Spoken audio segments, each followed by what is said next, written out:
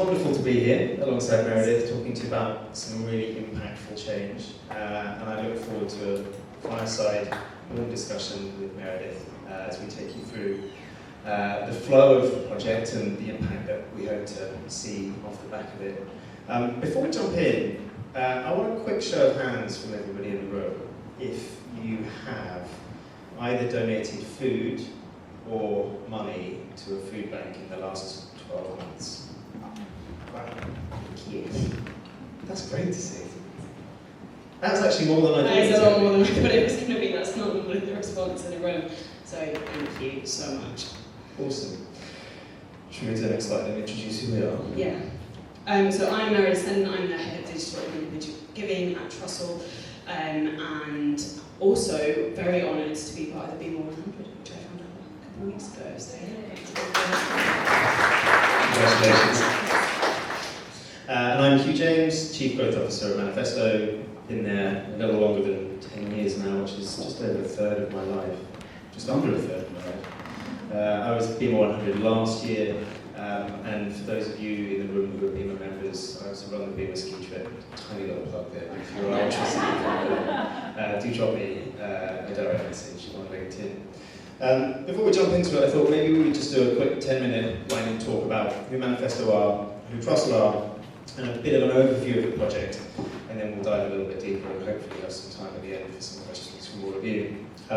So Manifesto, who are we? We're a digital experience agency. We bring together human-centered design, data, technology, and new ways of working to help purpose-driven organisations thrive.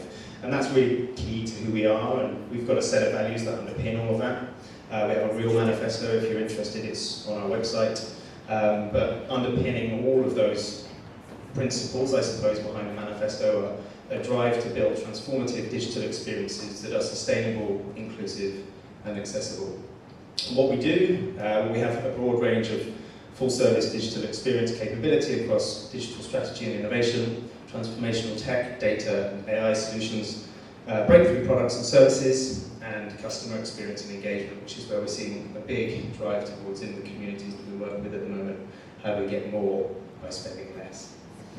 And who do we work with? So, purpose-led organisations. We have a controversial clients framework that means that there are specifically some organisations that we won't work with, but our specialisms tend to be in charity, fundraising, education, membership, culture, visitor attraction, and public sector and healthcare. And we are super proud and delighted to have been partnered with Trussell for the last 18 months, I think was the first time we had a chat. Yeah, our anniversary is in August. So we are Trussell, we're an anti-poverty charity, and we are working to end hunger in the UK, and we do this as a community of about 1,400 food banks who tirelessly provide emergency food, but also practical support to people facing hardship in the UK, and we also work with them to campaign for change. We are a charity who is trying to end our own existence because we believe in a future where nobody needs a food bank. But hunger in the UK actually has very little to do with food, and we know that providing emergency food to end hunger is going to take more than just that. So that's why we bring together our network of food banks, their communities, people with lived experience of hardship, to fight for a more just and compassionate society, and also to challenge those structural societal things that keep people locked in poverty. But until that future is a reality, our food banks will always be there for people who need them. The current climate is not a good one. In the last 12 months, we've given out 3.1 million emergency food parcels, and that is just our network of food banks. That is a 94% increase above where we were pre-COVID, and 1.1 million of those were for children. And digital plays a really important role, not only for us in terms of how people access support, but also our food banks, how they engage in their local communities, how we raise funds. 13.6 million has been raised through our website in the last 12 months. So it's really important, but way back when we started working with Manifesto in 2023, we had some really significant problems. We had a legacy system that was on its knees, that had received no significant investment in over 7 years. We also had a new brand coming, which was going to make us more accessible, help us drive relevancy, help us drive saliency, and we needed to find a partner who was going to deliver a ground-up rebuild, both our site and all of the food bank sites, 432 at my last count, within 12 months. I just said 400 because it's a lot. I never get the number right. And one of the biggest challenges was around how people actually access emergency food and support. One of the common misconceptions is that anyone can walk into a food bank and just say that they need help. That's not how it works. You need to be referred through one of our referral partners. Those are things like local council, your school, your doctors, your social worker, a local nurse. But what that means is it varies dramatically. Wherever you are in the UK, how you can access to get a voucher to get emergency food is different. So how do we bring together smooth journeys that factor all of that in? We knew from talking to people with experience in leading a food bank that our current digital journeys were adding a lot of stress. They were making it much more difficult for people to access support. And as I've sort of touched on, the other challenge is that we have around 432 food bank sites that we host for them. We also operate on a franchise agreement, so all of our food banks are actually independent charities. And we believe passionately in that because local communities know how to solve their own problems. We don't believe in dictating to them what the solutions are, but we believe in empowering them. So attached to that, they're sort of forced to not necessarily have to use the websites that we use. So how do you bring all of that together to create accessible, easy journeys for people? Was quite a big challenge. What I'm incredibly excited to say is that we did it. So from immersion to launch, we had a new online donation platform within 8 months. And from immersion to launch, we launched a new corporate website within 12 months and started rolling out all of the food banks. So from 0 to 12 months, we did achieve pretty much everything we set out to, which was absolutely incredible. It's had a huge impact on us and our food banks. So we've seen a 42% uplift in conversions in our donation funnel, which is incredible. We've also seen about a 22% uplift in engagement. I actually didn't believe these numbers and had to ask the web team to run them again, so I was like, really? Is that good? That good? So we're gonna explore this a little bit. Obviously some hard-hitting stats that you gave us at the very beginning. But why don't we set the scene a little bit? Why don't we start with the big question? Big question being, why are food banks still necessary in 2025? There's a short answer and a long answer to that question. The short answer is that the system is broken. 9.3 million people in the UK currently face hunger and hardship.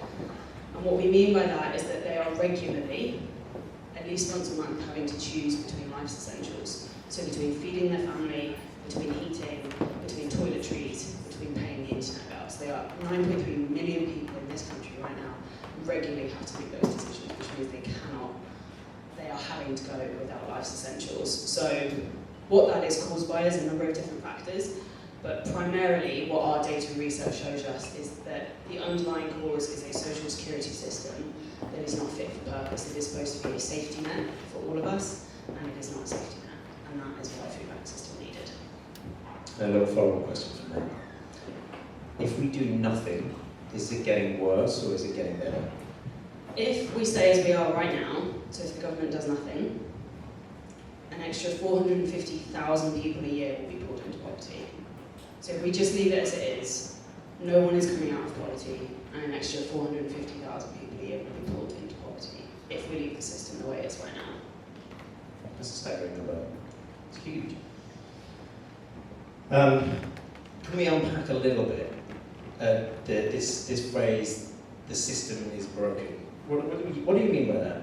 So one of the things that I think is a really common misconception around our social security system is that the funds given to people through it are benchmarked against something.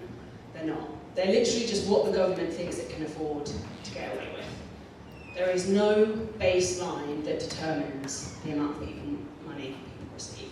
So for example, universal credit, which is an in-work benefit, is not attached to anything meaningful. So what that means is it's just what the government thinks it can get away with giving people.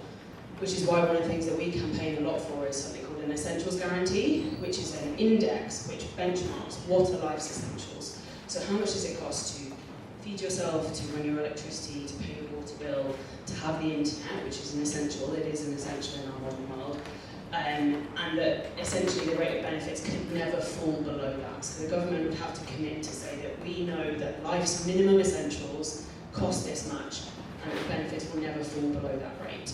So when I say the system is broken, it's not even designed to work in the first place. And I think so that when I was doing a lot of research about this over the last couple of weeks, we heard it in the build-up to the talk about the proportion of people who need access to food banks having a disability. There are so many factors at play, right? And the more that you unravel it, the more you realise it's a very carefully balanced system that is, dare I say it, crumbling. Yeah, it is. So there are some really horrifying statistics. So one of those is that 75% of people who use a food bank either are disabled or have someone in the household who's disabled. You are twice as likely to need a food bank if you're a member of the LGBTQ+ community. You are twice as likely to need a food bank if you're from an ethnic minority. So that says to me that a lot of the misconceptions around it being a personal choice and people have mismanaged their finances, they're just not true. It's systematic and it is systemic. And that is one of the big challenges. I think that sort of tells us that it's not the system's failing and it's not actually personal choices, which I think is one of the really challenging things that people often think it is. You almost read my mind. I was going to ask you the next question about what is the perception, what is the perception, what are the myths about poverty? So I think for me there are sort of three things. One, that misconception that it's personal choice and that the decisions you've made in your life are leading you to need to use a food bank. That's just not true, none of the data shows that. The second thing is that it's rare. It's not. 9.3 million people are having to choose, but make choices between life's essentials right now. So it's much more ubiquitous than we think it is. And the third thing is the so what. So I often hear this when I talk to people, yeah, well, just hand it to me, I don't want to pay my tax. But actually, we've done an incredible project over the last 3 years to cost poverty. So everything has a cost. So what do the public services that we have to run as a result of people living in poverty and facing hunger and hardship? 75.9 billion. 75.9 billion is what it costs us as a society every year to have people facing hunger and hardship. About half of that is as a result of economic inactivity because people are having to choose between eating, paying bills. So just half of that is economic inactivity, people being unable to work or unable to find work as a result of that. Another sort of, the other half of that, or about the other sort of 2/3 of that amount, is based on the public services that we have to run and fund and pay for as a result of facing poverty. So actually, it benefits no one by people facing hunger and hardship. As a society, as an economy, whichever way you come and look at it, it's benefiting no one and it's costing us £75.9 billion a year, as we are right now. Mad, isn't it? In many ways it draws parallels, and I unfortunately aren't armed with the exact stats, but I know that the NHS face this dilemma of preventative versus healing, I suppose. And the frustrating thing is that the preventative action ends up saving the economy and everybody so much pain, hardship, finance. 13.7 billion of that 75 billion is having to access health services, which you can't effectively feed yourself with, can't they? It's all interwoven. Cool, okay, hard-hitting start. Why don't we talk a little bit about, or start to unpack, I suppose, the solution. So I've got written down here, digital with a purpose, not just for tech's sake. And I think this is absolutely the epitome of a project that isn't just doing something for tech's sake. You know, there's a real philosophy behind the good that a transformation for Trussell could do. This isn't just a digital project itself, it's a kind of people-centered intervention. So let's talk about the people themselves. How did the needs of people in crisis shape this project? They were the start and end point. There's a funny story about this project. When I arrived at Trussell in September of 2021, I went to the CEO and said, "Oh my God, your system's on its knees, we need to build a new one." And she went, "No." And I was like, "Oh, well that normally works when I tell people that." So I don't really know where to go from here. So I sort of went away and thought about it, and I was like, well, I'll just come at it from another angle, which, you know, my background before this was pharmaceuticals and FTSE 100, so I was like, normally the data gets me what I want, but it's not in this case. So we went and spoke to people with lived experience and said, you know, if you're trying to access a food bank, and they went, it's awful, your website is absolutely broken, I can't find out, I don't know where I'm going, it's getting more and more confusing, and I'm in a moment of crisis. So I went back to the CEO and said, oh, loads of people with lived experience actually say that they can't access the information they need. She went, okay, cool, how much money do you want? And I was like, oh. So like literally this project wouldn't exist if we hadn't have done that. And I think that was sort of like our philosophy throughout this project was how do we keep people with lived experience and needing to use a food bank at the absolute heart of this project. They are the start point, they are the end point. All of our decisions will be based around how we work with them and the insight that they give us, because they are the experts. They are the experts in how you navigate the system, how you access information. Totally. And starting from a user always ends up building something that hopefully users want to use. Exactly. So let's talk about that a bit more. So how did user testing with people with that lived experience shape the direction of the travel for the project? Yeah, so there were a lot of sort of things and considerations that we made through this project, and one of the things that came out of talking to people with lived experience was I'm on a pay-as-you-go phone, so your website's using lots of my data. So if you have loads of images on this, and there's lots of content I have to download, that's going to be a problem. How do I get to the phone number if my data runs out? So we were like, oh, because there's like pretty pictures, right? So like, to make people feel reassured. So that was like really challenging thing for us, was like, how do we design a journey to direct people to the support that they need that is very low data? The other consideration is that number around 75% of people either have a disability or have someone in their household has a disability. So like, accessibility had to be the number one thing. So if you go on your phone and visit Trussell's website, you'll see it, but we did a like completely stripped back, almost in-app experience that went sort of beyond just normal accessibility guidelines. It was like, you know, if you are more likely to be neurodivergent or have a sight issue, like what is the ultimate accessible design for this journey? And that's what sort of informed it. The other thing was like breaking it down, because you're in a moment of crisis, you literally don't have food in the cupboard enough, you know. So like, how do we make it as simple? How do we explain, it's actually quite a complicated process that you can't just turn up at a food bank, so how do we explain that to people? So like really breaking it down. And throughout all of that, we had a panel of lived experience people who had used a food bank who we consulted at every single stage. So our wonderful partners Manifesto helped facilitate those conversations. But literally, what do you think? Just asking them, when you were in crisis, how would this have helped? Would this have made things worse? And like, they were very honest with us. And like, they were just at the heart of all of that. I'm going to jump about a bit, because you talked quite heavily about accessibility there, and I'm so glad that you did. And I'm looking around the room, and I know that there's some very keen evangelists in the room for accessibility, specifically people who have a great deal to say on the topic, so I'm not going to labour this point at all, but that part about lived experience, I hear every single time I hear a bit of a wrap-up on a project, and that in itself, that moment of crisis, that how do you create something that's really straightforward, doesn't add to the stress, is super critical, and often those parts aren't the things that you could measure by doing a simple accessibility audit or an accessibility review. You need to speak to the people to find out how they actually want to use your platform. It reminds me of a project that we did with a charity called Tommy's, we did some kind of user testing and user research with young mums who might be approaching the Tommy's website in a moment of crisis at 3 in the morning, baby in arms, baby's not stopped crying, and they're in a moment of panic, they desperately need to seek some support.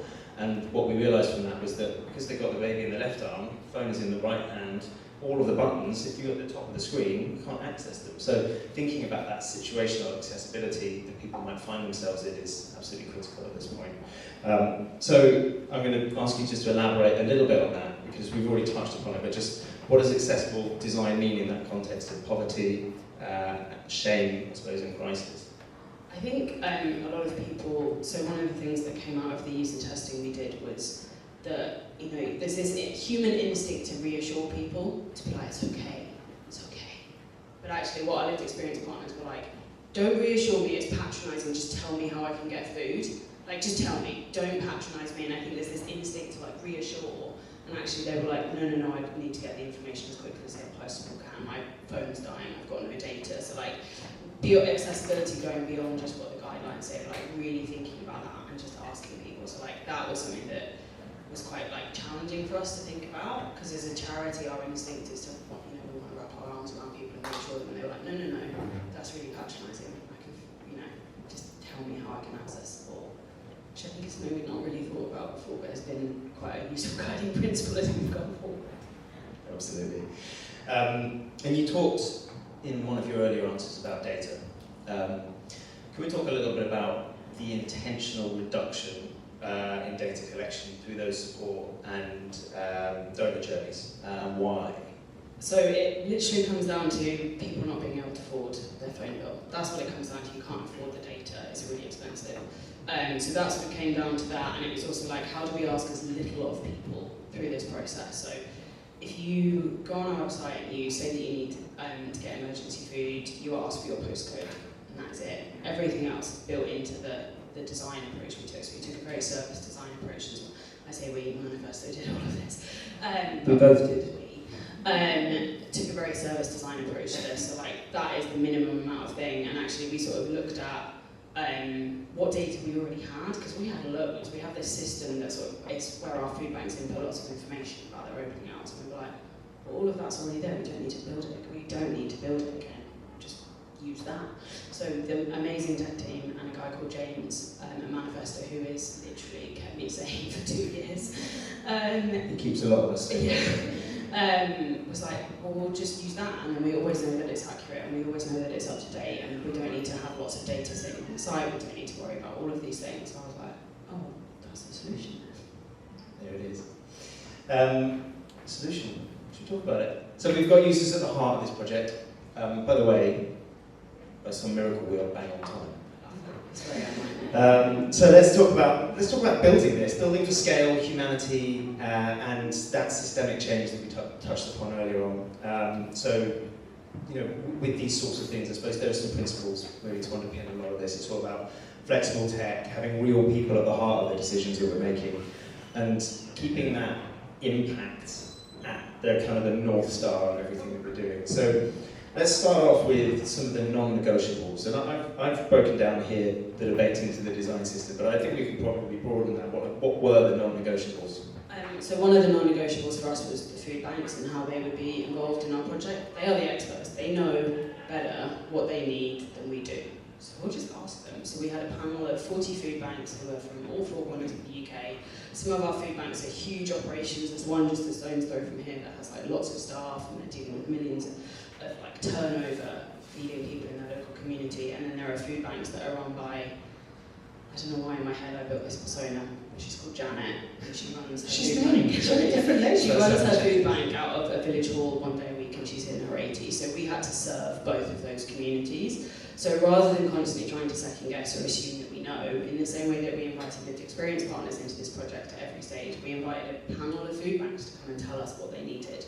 And that was a real non-negotiable, and that was one of the reasons we ended up going with Manifesto, was the way that we were going to approach how we involve the food banks in this project. They're the experts. You know, I've worked in digital for a long time, but I don't know what they need. They know what they need, so let's just ask them. And I think actually when we saw the brief at first and discussed it internally, I think that for us was one of the most interesting parts of the project. Obviously there's a great deal of impact that you can deliver, but you need those people to be able to help deliver that impact at scale. And can I share the name that you originally told me my persona name was? Oh, I changed it. Yeah, you've changed it. It was Doris. Doris. Sorry, maybe Doris is better. Apologies if there are any Dorises or Janets in the room today. So yeah, that part about Doris, how do you build something that she could use where you could presume there might be a low level of digital maturity, but the kind of the route to communicating with people at scale is digital. And so how can you enable her to get the best out of the platform? So how did we do that? How did we empower 400 food banks to use those tools? So at every sort of stage through the panel, we really took them through, and at every sort of big decision point, so once we designed the emergency food journey on the site, we were like, does this work? Is this guys going to be useful for you guys? So they were like at various different sort of key milestones for the project, like bought in. We also did a sort of initial pilot with them. We're like, let's just get them using it, because trust me, our food banks will tell us if they don't like something. And they were like, that one's not right, that's not great. So we're like, okay, well, we'll fix it then. So like really doing that at scale and really being led by them at every point in the process is what's been like the key thing for us, because we see ourselves like we exist to serve our network of food banks, they don't serve us. So we exist to serve them, and like holding that sort of philosophical approach to our project I think was really important. And you know, Doris and Janet, you know, just giving them something that if they need to update something, they can do it really quickly, versus, you know, our Bournemouth food bank have a full-time marketing person, and what he needs from the website is just as important. So letting them tell us and guide us, and then working on this sort of like, okay, where do we need to be flexible? Where do we need to lock it down? Because our food banks love to flex the brand as much as they possibly can. And so like, what are the things, and sort of agreeing those principles up front, those design principles with them, and then carrying them and sort of checking in with them at every step is really important. Absolutely. And for the technical ones amongst you, we ended up using Drupal and quite heavily custom. So it's quite a good product for customizing workflows and permissions in the back end. And there was quite a lot of work in there around creating something that was quite usable, that wasn't overwhelming for those food bank users, so that they had something that was fairly locked down when they needed to just add some content. Could we use all the templates that we'd already designed for them, but you've got the power to do what you want and need to do with it. So let's talk about the front line. What have we heard? They love it. They actually do. Like, and that's not just me saying that. Like, I had an email from East Lothian Food Bank last week saying that they think it's a vast improvement. What's been really great for us is that we've heard from all of the food banks who have already moved on to the new platforms that people with lived experience are finding it much easier. We're not having to deal with as many phone calls coming through. Volunteers aren't having to deal with that because all of that information is now much clearer for people. People understand this concept of this voucher we have to get and where we need to go to get it. All of the information around deliveries, they're not having to do, because some of our food banks do deliver because of the disability aspect. So there's lots of things. So like, the food banks are really, really happy with it. Also, the website team are really happy with it. I had to spend Christmas 2022, Christmas Day, our donation platform fell over. And that's what I spent my Christmas Day doing. So I'm really happy that I don't have to do that anymore. So you had a Christmas on 2023? Yeah, I actually had Christmas. I'll add that to the case study. Great. And then I suppose the last question is a big question to wrap up this section. It's about scaling. It's about how do we ensure that we scale with humanity and societal need? Because as we're all very well aware, the world is a ridiculously fast-paced, changing place right now. So how do we do it? I think again, probably the theme of this talk is like, just ask people what they need, because they will tell you, just ask people. So for us, it's like, what do the food banks need? Checking in with them. How often do we check in with them? Same with lived experience partners, like not just letting it go so long so that since there is a problem, you know. So for us, scaling with humanity means being led by our network, led by our partners with lived experience, asking them what they need. They will tell us, and then just doing it hand in hand with them, and not assuming that just because we're sort of this national charity that we know better, we actually don't. And that philosophical mindset is what I think has enabled this to be really successful. Agree. And from a manifesto perspective, I would say that it's about looking at tech and embracing change as a first order principle. So we know that things are going to be different in a year's time. How do we make sure that we don't build ourselves and you into a corner, so that when those changes do come about, people need different things. We don't need to slap you with a massive bill and go, oh, we need to rebuild all of this, Meredith, and you have to go back and go, ways the user needs, and start that whole process all over again. Yeah, flexibility baked in from the beginning was another sort of the core principles of this project, which has made a big difference. Cool, all right. We talked about impact. We're going to zoom out a little bit to the long-term change that we might see, and we are still bang on time, by the way. So this is about taking that concept of, initial need, service, support, donation, to movement, and how we use this to build and drive systemic change. So how can these platforms become a tool for policy influence, community, narrative change, and what role does digital play in building that movement, and not just that support service that we've talked about already. So first big question, what role does digital play in building that movement, not just the support service? Digital's, it's super important. It's the touch point with everyone. It's the touch point for our food banks and how they engage with their local communities and their local campaigning work. I think for us, it's like leaning into the cultural moments when they appear and not being scared of being clear and provocative. I think there's a lot of nervousness sometimes in the policy space around new government and all the rest of it. But actually, how do we break these problems down? Because the problem of poverty, hunger and hardship in the UK is really significant, but at the same time it's really simple because there's choices that have been made. So how do we challenge those choices? So using digital to sort of really communicate that message, making it easier than ever for people to take action. Writing to your MP shouldn't be that hard. You should be able to do it really quickly. It should be something that we all do really regularly, so that we're holding our elected officials to account for the decisions that they're making. So how we use the website and how we bake that in and how we see people and audiences is like a whole thing. I think a lot of charities think, well, people who campaign for us don't donate to us. That's not true.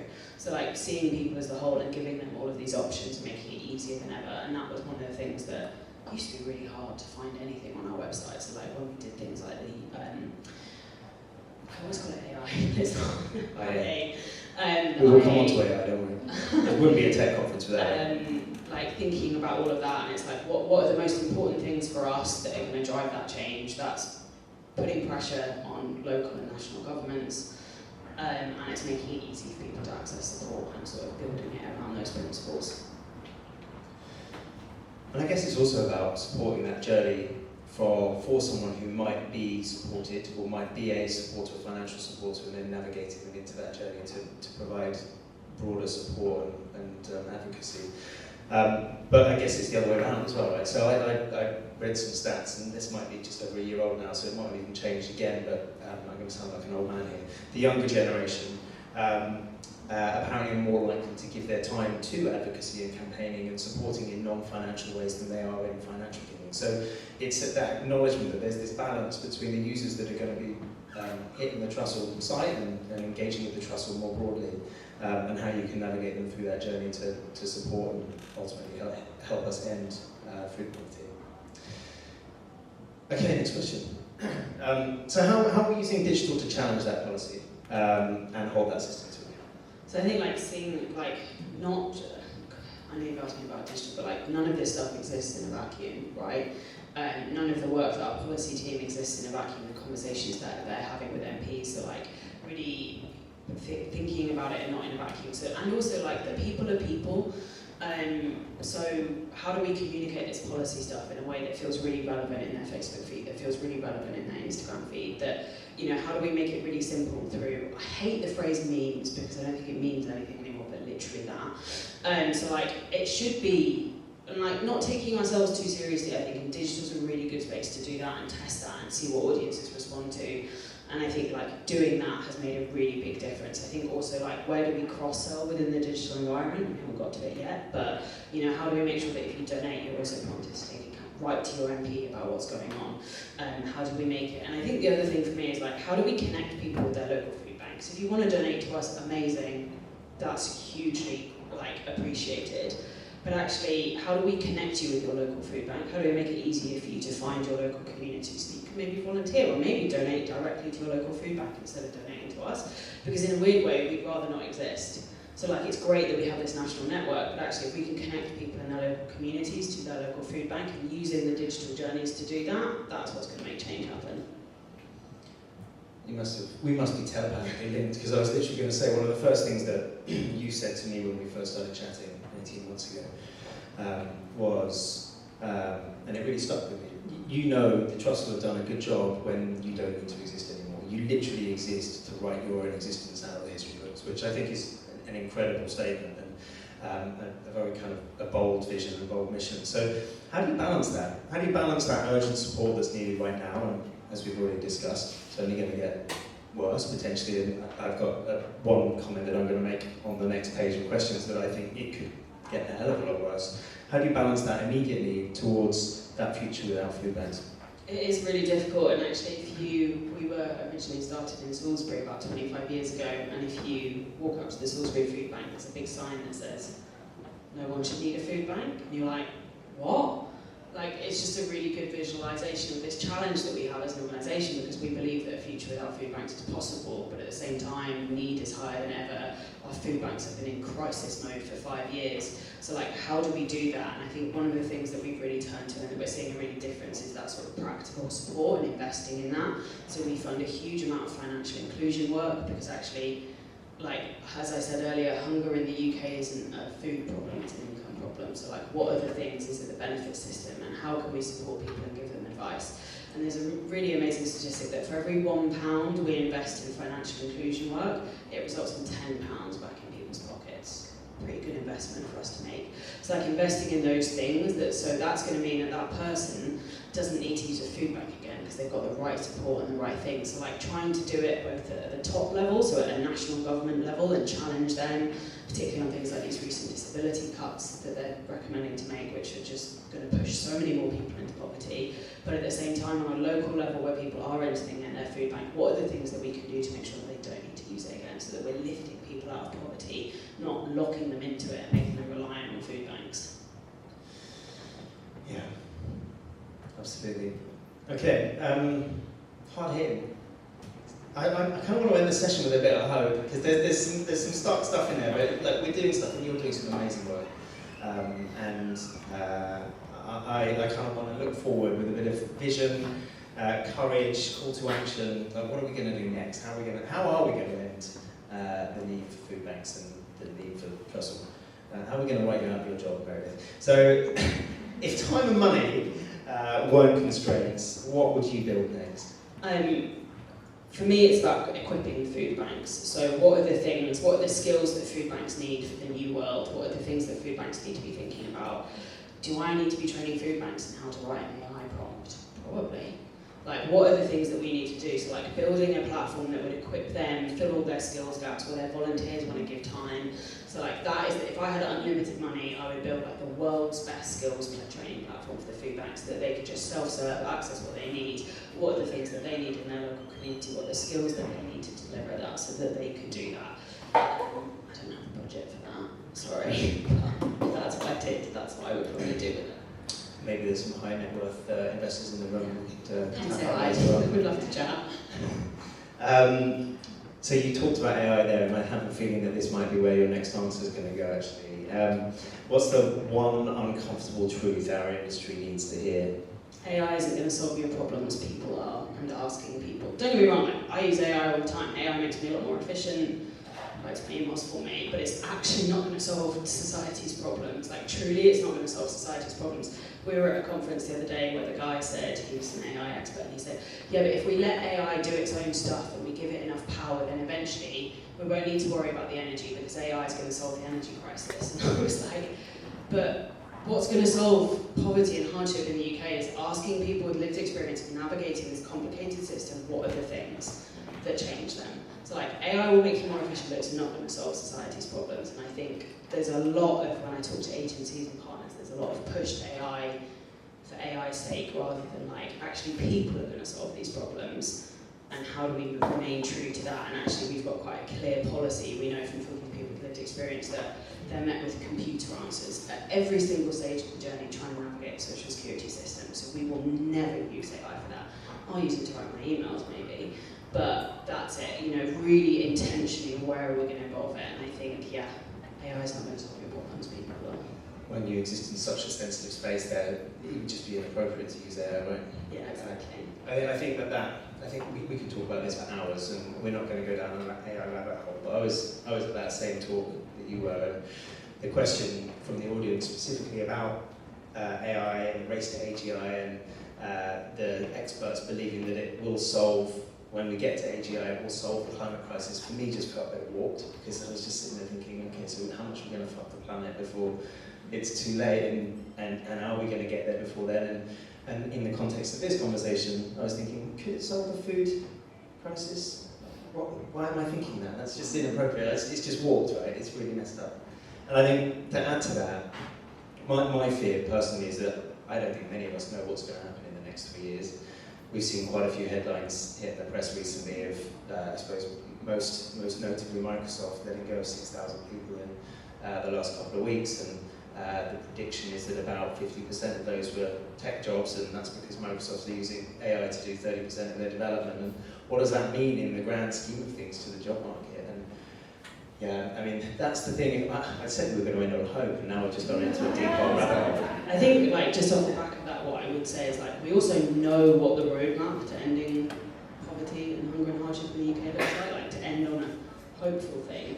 Like, I'm going to butcher it, and our policy team would be ashamed of me right now, but there are sort of 8 pillars. Here, I don't see them. There are sort of 8 pillars, so things like decent, secure, and reliable work, like secure housing, and like social security system that is benchmarked against life's essentials. There are things that we can do, that the government can do, that we can all do to end poverty and hardship in the UK. Like, we don't need AI. We know the path. We just have to make the decisions to do it.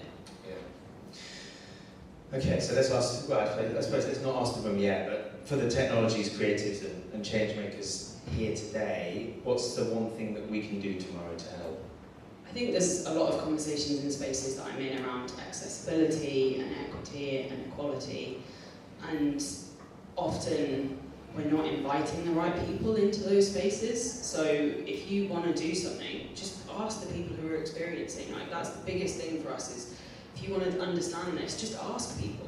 Literally just invite them into the space. Don't try and think that you know or that you're the expert. No one knows better than them. So like, when we're talking about these societal things, and just like invite the people with lived experience into the space, and they will tell you and they will help you solve the problem. Cool. Maybe last question. What gives you hope?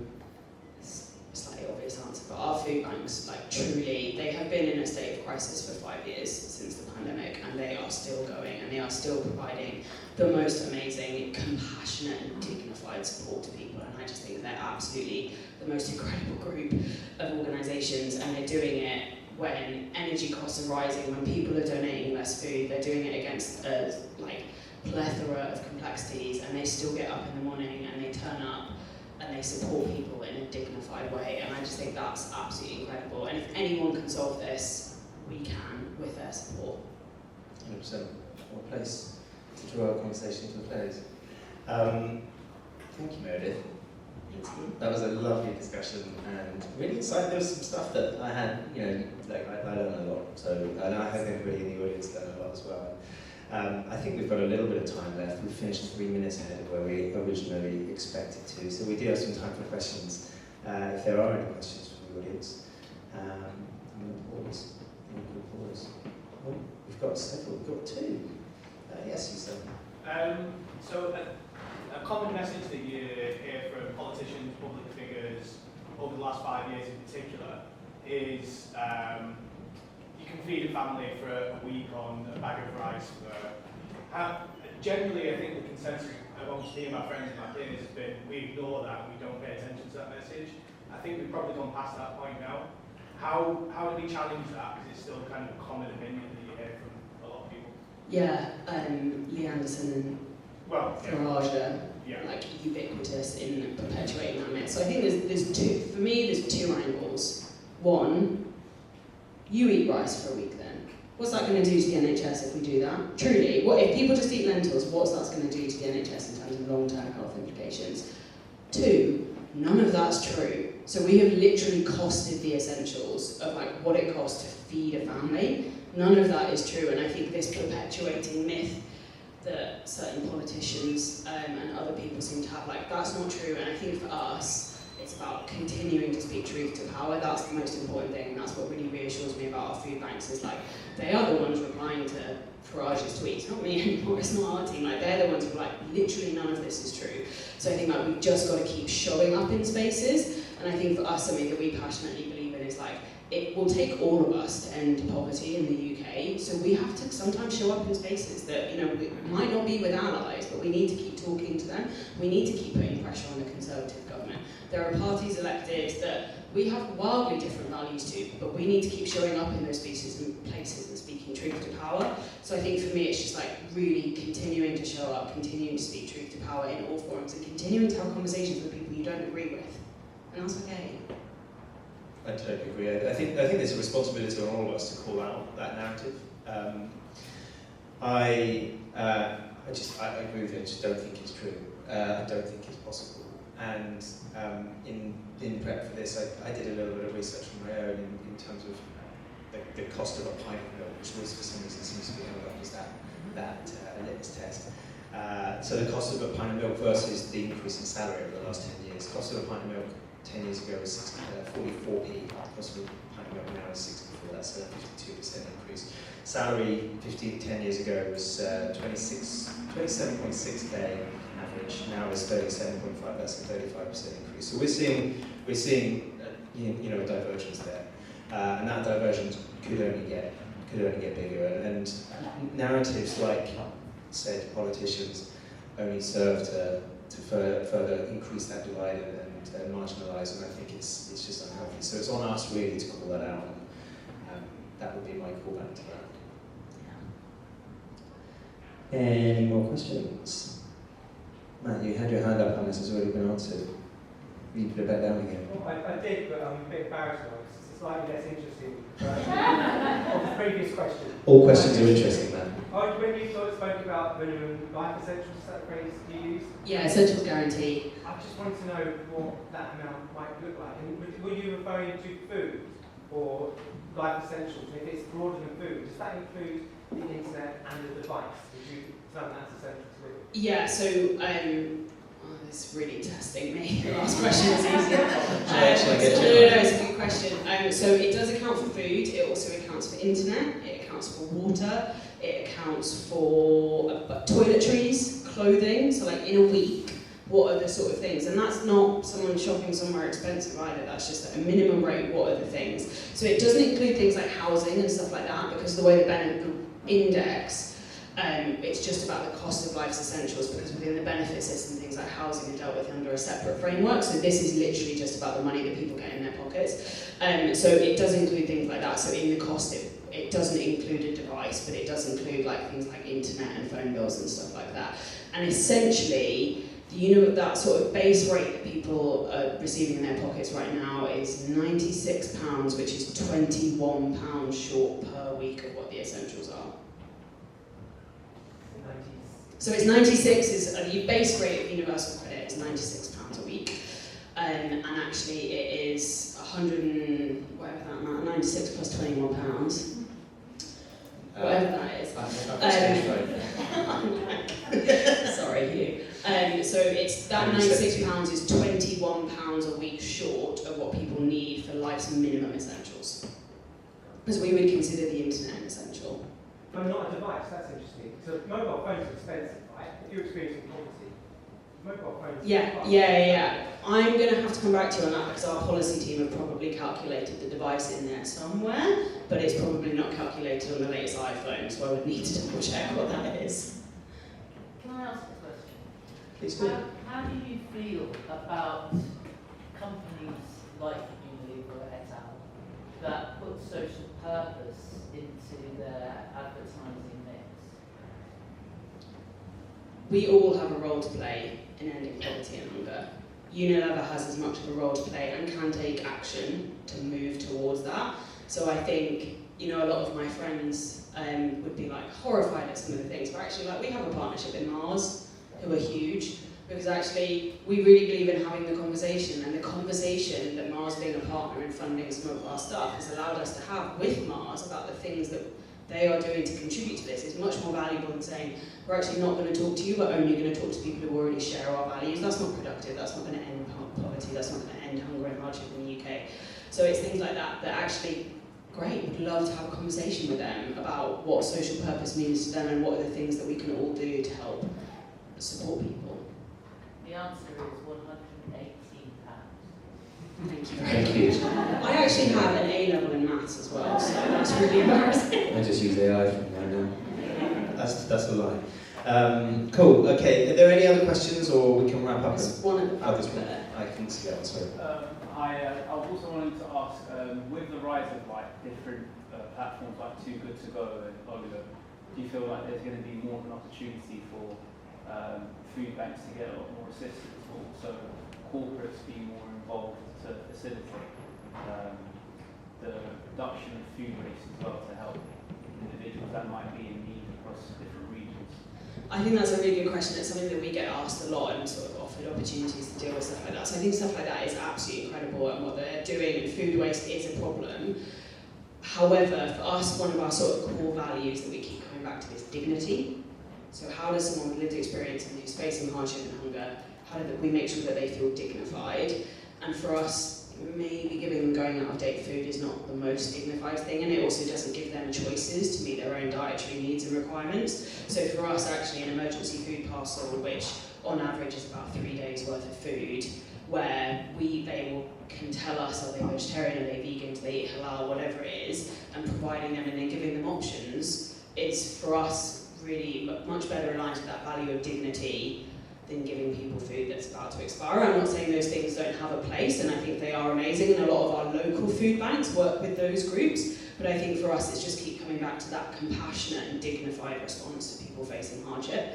I think corporate partners, and like corporate does have a really big role to play, and we have an amazing group of partners. So Tesco is one of our biggest partners. A third of the food that enters our network is donated either directly by Tesco's or by people who shop in Tesco. So like, again, sort of going back to what I said earlier, like we all have a role to play in this, and let's have the conversation, even if we maybe don't agree at the starting point or the end point, but let's at least have the conversation.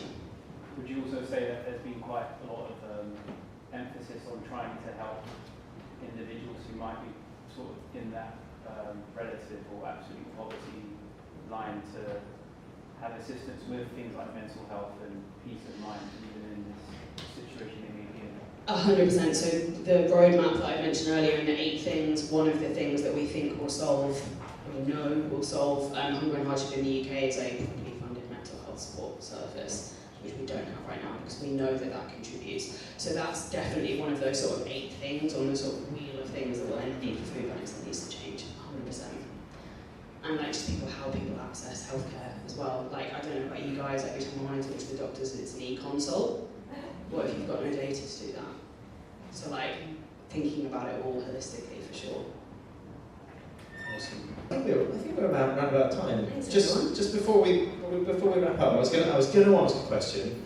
How many people are now going to donate food and money to a food bank? But you kind of already took that away from me. So instead, what I was going to suggest was, why don't we have a round of applause for the people on the front line who do such a great job at supporting everybody out.